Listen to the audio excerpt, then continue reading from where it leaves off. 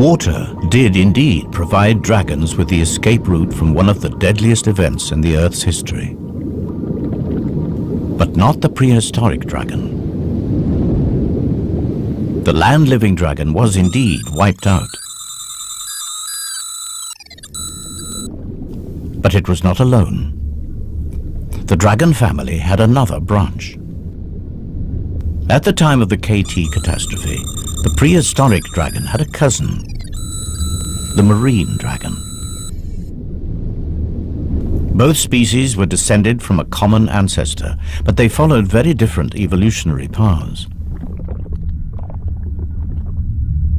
The marine dragon lived in the sea, and life in the sea was less affected by the KT event.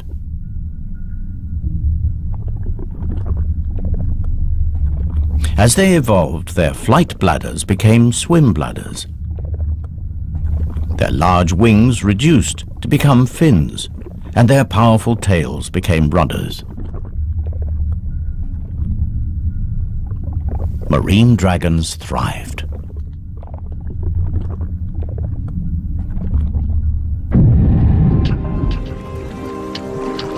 Then, as global temperatures rose and the land recovered, some marine dragons returned to shallow waters.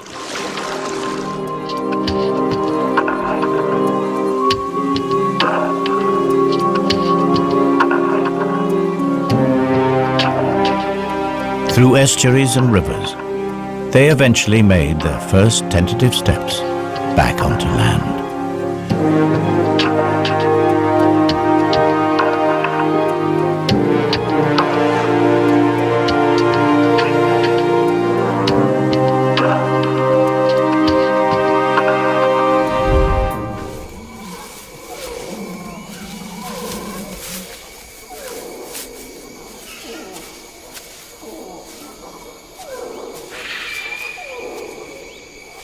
The dragons that return to land discover that the prehistoric world has changed. The era of the dinosaur is over, and a new order of animals has risen up to fill the void. Mammals. And mammals provide plentiful food for dragons. The trick is to catch them.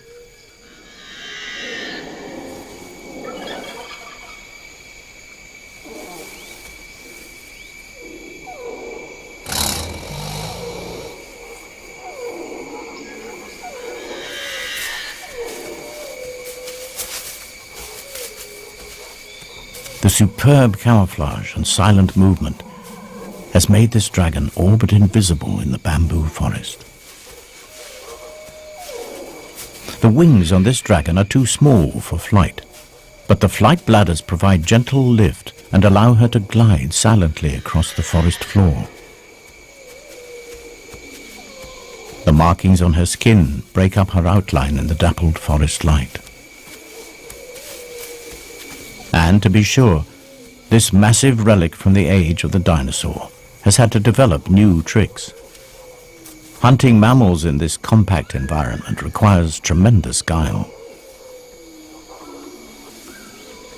Small, fast, and agile, mammals have incredibly acute hearing and smell. Alerted, they can disappear in an instant. Positioning herself downwind from her prey, she lies in wait and listens intently.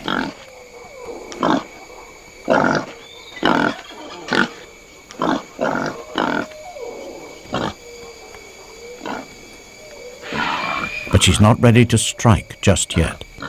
Not before unveiling a highly specialized weapon that gives her an edge against this wary prey.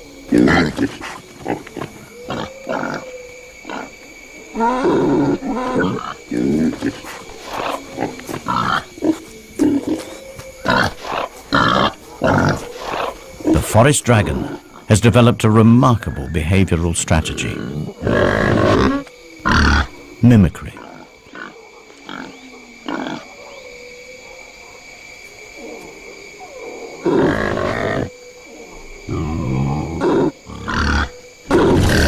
By carefully controlling the flow of gases from her flight bladder, she manipulates her voice, and entices her prey.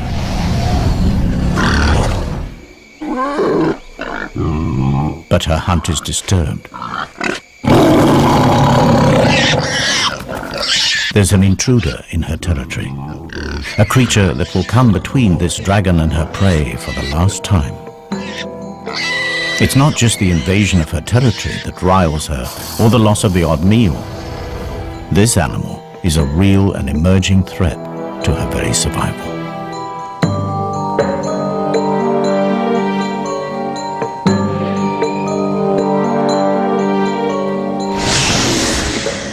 A glide is the best her stunted wings allow. But she has the scent now and is determined to finish things.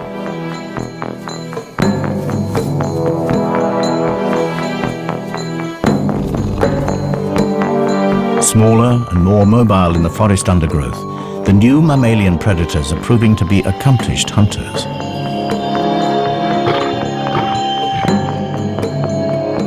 Left alone, these predators will outcompete her for food, and she would starve. She isn't going to let it happen. The dragon closes to striking range. She blends into her surroundings, unseen, but not unheard.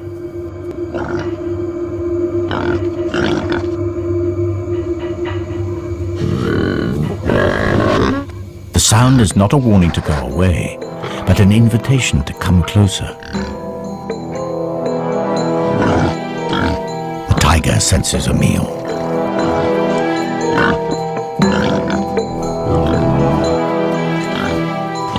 But he is a cautious hunter.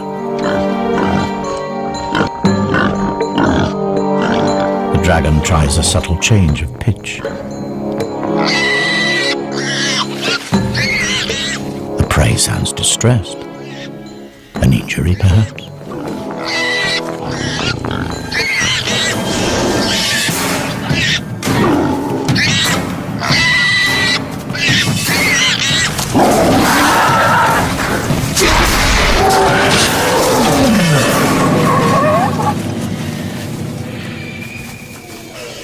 The tiger falls for it hook, line, and sinker.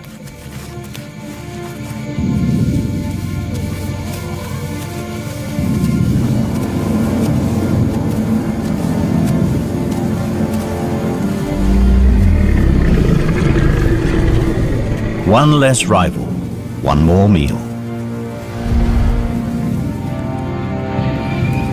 The kill is taken to a clearing.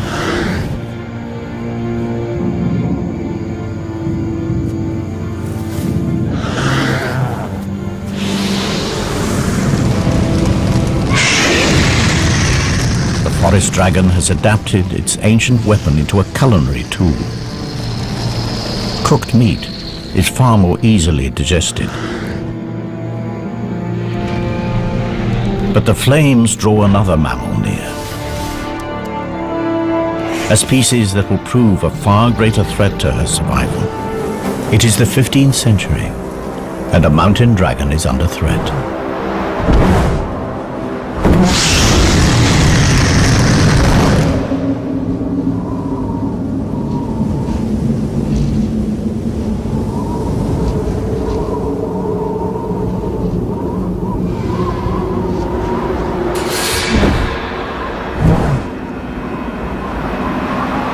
The distant ancestors of this female mountain dragon fed on the wild herds that roamed the vast Asian grasslands. But the herds were tamed by man. For dragons, they were no longer fair game. They were livestock. And so the dragons that gorged themselves on the plains have been driven to the remote regions of Europe. And in this remote place, wild game is scarce. Today she is hunting the rarest creature on earth, but not to eat. Today, she's looking for a mate. She spreads her scent throughout her territory.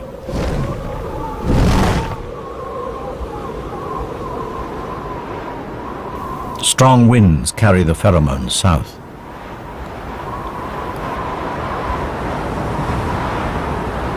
Female dragons mate once every 7 years, yet this mature female has never seen a male dragon.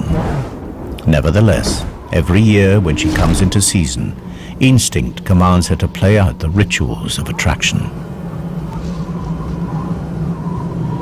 Her season is almost finished, and the window will close for another year.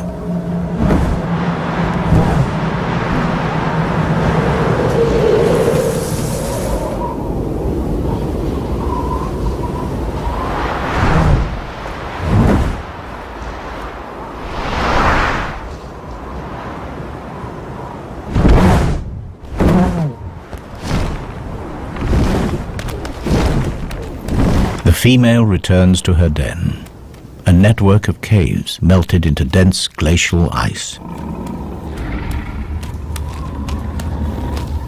Despite the cold temperatures outside, in here the temperature is relatively warm.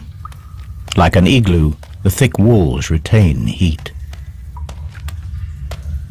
But the mountain dragon has another line of defense against the cold. From her marine ancestor, she's inherited a blood protein that prevents her tissues from freezing.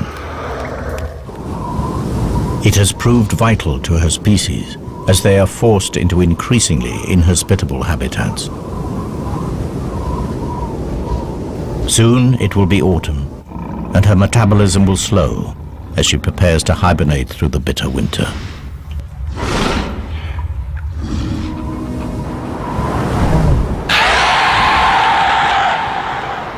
Against all odds, a male mountain dragon has picked up our female scent. He's a nomadic dragon from the Atlas Mountains of North Africa. His search for a mate has brought him across southern Europe to the Carpathian Mountains. Now he has found her. Instinct takes over. And they do what their kind has done for thousands of years.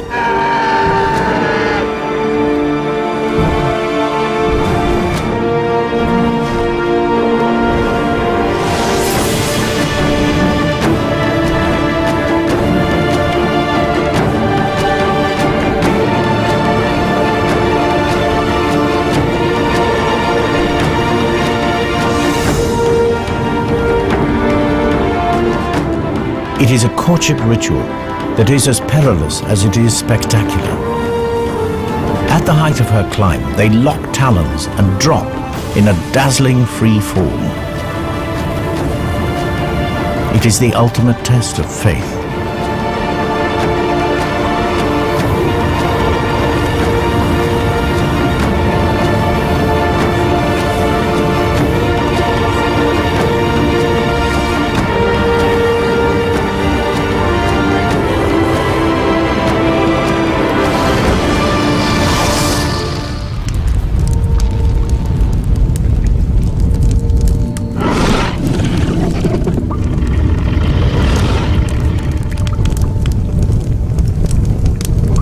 Crocodiles bury their eggs in active compost to keep them warm. Dragons have a much more direct method.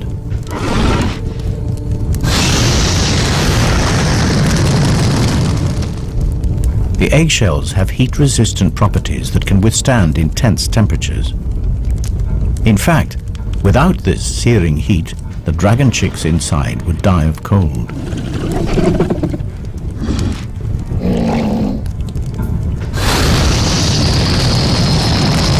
The rocks shield the eggs from the direct blast, but they also retain heat, releasing it over a long period and keeping the temperatures inside the nest stable.